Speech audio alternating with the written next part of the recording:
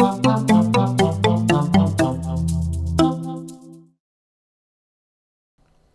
up if you love the Dreamcast. Despite its lack of commercial success, it's got a large cult following, and there are plenty of gamers, myself included, that still enjoy playing their Dreamcast to this day. The reason for that is that it has plenty of really excellent games. A hallmark of the Dreamcast was some of the best arcade ports ever made. These include games like Capcom vs SNK, Street Fighter Alpha 3, King of Fighters, Virtua Fighter, Soul Calibur and more, with many of the home console ports actually improving on the arcade version in many ways. They didn't lose anything in the conversion and are still hugely respected. The Dreamcast also had plenty of its own original games which people loved. Games like Sonic Adventure and Jet Set Radio are classics in their own right, and they've even received HD re-releases on Steam and the modern consoles. These HD updates do it the right way. They change almost nothing from the original games, apart from increasing the resolution and modern niceties in the way the menus are displayed and navigated, and are extremely faithful. Now, I want a combination of my two previous points applied to one of my personal favourite Dreamcast games, Techromancer.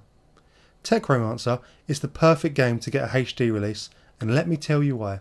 The first reason, and the most important one, is that it is still extremely fun to play. Techromancer was released in arcades in '98 and on the Dreamcast 2 years later, and is a 3D mecha fighting game.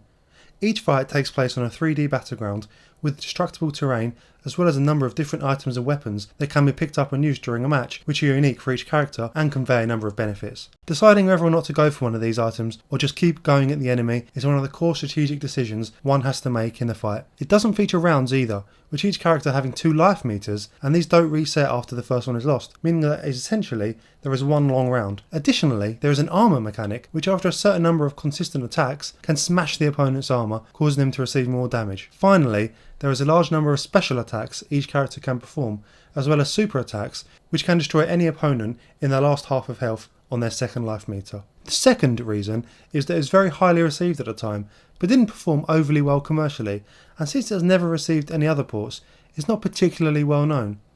This means that there are many gamers that have never experienced the game, and to them this would simply be a brand new fighter like any other, albeit with a late 90s arcade feel.